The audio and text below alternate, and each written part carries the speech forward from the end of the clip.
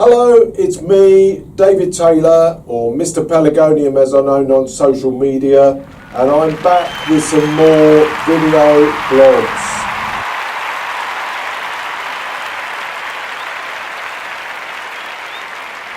Right, so the big question is, why am I going to carry on with this? Well, the bottom line is that ever since I stopped doing the videos, we've still been getting a good number of subscribers to the channel. All of the time, the subscribers have just kept adding on, and nearly all of those subscribers that come about have actually said, when are you going to do more videos? Well, I've resisted the temptation so far. Certainly since the season's really got going, I suppose, sort of, February, March time, I've been really inundated with emails saying, look, come on, let's see some more. So I'm relenting. I'm coming back to you. I'm relenting, and people obviously want to know what's going on, and so I'm going to carry on. And I'm going to carry on with what? Well, much of what I've done before. I'm going to try and cover different things. I'm going to take the camera with me to places I go. There's a lot of things going on this summer regarding Pelargoniums, so there's going to be a lot to talk about. And I'll continue to give you a good bit of advice about growing as the season goes through, about continuing to keep your plants well, and indeed carrying on through into the winter.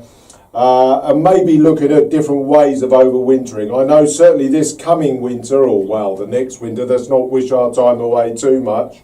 I'm going to be maybe looking at a few different options of overwintering this year without so much heat.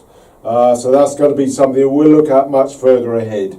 But in the meantime, I'm going to carry on giving you a bit of advice and looking at everything that's in my glass house currently, which has probably changed a bit in the 2.5 years since I last did a video. So we'll do that as well.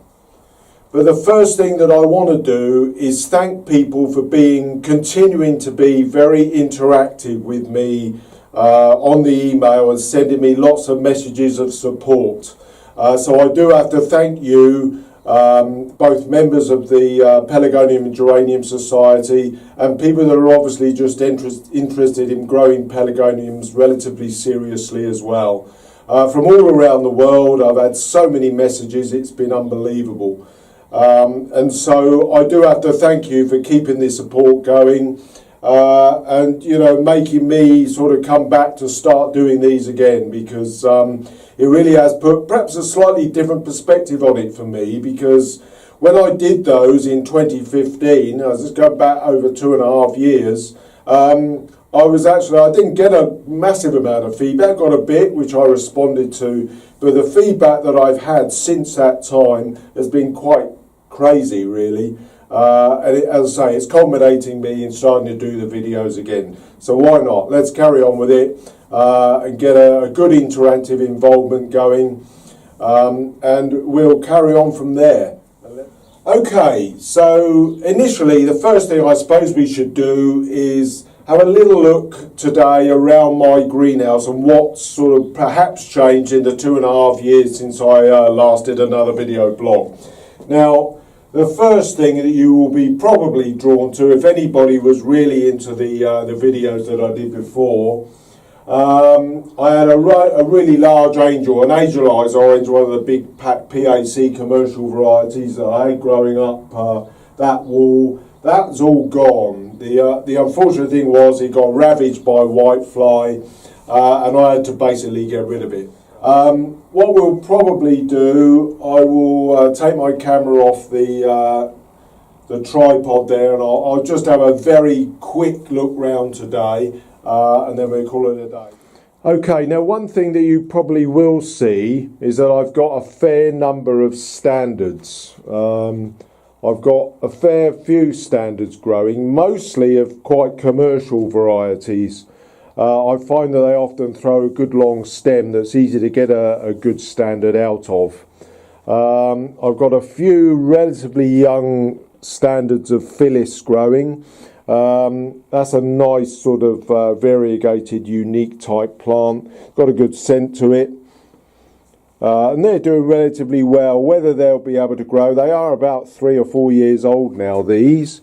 Yeah, they are 4 years old, so it just shows you the the length of time that you sometimes need to get a relatively good standard. It's not that easy to get a standard of Phyllis, mainly because they can be relatively difficult to get them to flower in time for a show.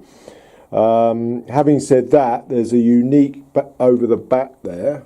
I hope the camera can adjust for the colour.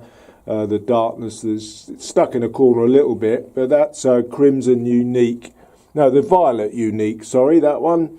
And that's flowering away quite nicely. That's a relatively young plant.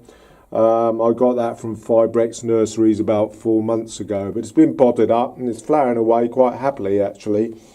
Over this side, this is where I used to have my huge Angel Eyes orange plant.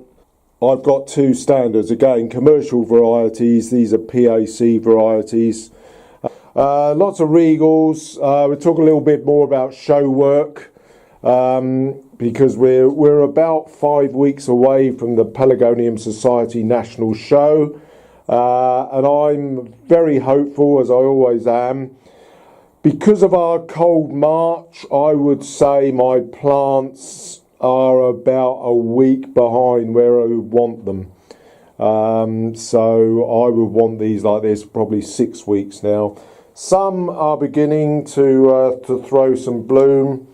There's a nice sort of Robin Louise, Gosborough Robin Louise. That's one that I bred, just beginning to throw its bloom now. Right, over here you can see I've got a number of Floribundas. Now Floribundas in the sort of show world are dwarf plants that are grown in a sort of bigger pot, generally usually a 6-inch pot, and these aren't looking too bad, but becoming debatable. I mean, this one is barely showing any bloom, so I've got no idea whether they're going to be ready for show or not. I've got a single one there, single variety. That's one of my own, which I absolutely love, that plant, but that's yet to be released. But got a good number of Regals, but absolutely no sign whatsoever of any bloom. I really have suffered from Regals since I transplanted this greenhouse, when I ceased trading from my nursery, and I moved this large greenhouse to where it is the current site. I have always had problems with the Regals that I grow in terms of stopping them for shows. Some of these I stopped this year because I've got a known problem. I stopped some of these in early January, so they were stopped like 24, 25 weeks, and they're still no further forward. I know probably not helped by the fact that we had such a cold March this year, and whether that's going to affect them or not. It doesn't seem to have affected anything else. I would say the dwarfs are about where I would want them, just beginning to pump out some bloom, and I would say these are about where I would want them now. But I've got a number of larger other pots.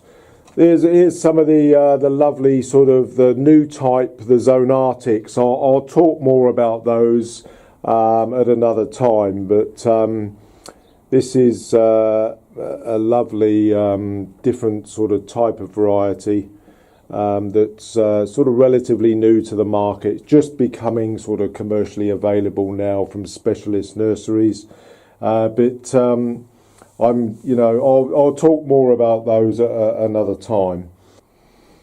Right, you'll see here, this is a plant called Crystal Palace Gem. It's not a bad one. It does very well. Again, I was hopeful of getting a standard going of that, but I think realistically it's too strong growing. It's probably the sort of plant that I'll need to grow into a really big pot and get another 3-4 years on. I mean, that's a relatively young plant. I only got that from Fibrex Nurseries last year. Yeah, I got it in the spring of last year, so it's probably maybe a very early 2017 cutting, but it's not doing too bad. It's got a lovely leaf, lovely shades of green and gold leaf plant, very old variety now. Just a single sort of orangey red, pot red bloom. But yeah, I mean, it does what it says on the tin. Right, this is a Princess of Wales, and it's growing very strongly. It's just about to start flowering, but it's a monster. It is a regal, although the root is slightly buckled. I don't know where we go, where you see that, but there's a nice buckled root in there, but it is a standard all the same. I think it is going to be far too vast to take to a show because it's absolutely huge. It must be 3 foot wide, probably getting on for a metre in certain lengths. But it looks pretty impressive, and I'm quite pleased with that one. That's done very well. Yeah, so at this time of year now, they're all being pumped full of a high potash feed, certainly all my show plants. Anything that I want to get a little bit bigger still, I will continue to use a balanced feed, which is going to have a bit more nitrogen in it, just to give them a bit more pumping of growth. But in general, most of certainly the plants I'm going to use for exhibition now, just be pumped full of a high potash tomato type food, anything like tomerite. I mean, I don't generally sort of talk about specific trade names of feeds, but yes, them like tomerite, and there are all sorts of various other high potash feeds that are suitable for tomatoes, are exactly what plants need to give them a boost for their blooms, and so that's really what I'm using from now on. Okay, so I don't want to overstay my welcome for this very first video. I hope you've enjoyed my little bit of an introduction to get back on the scene again.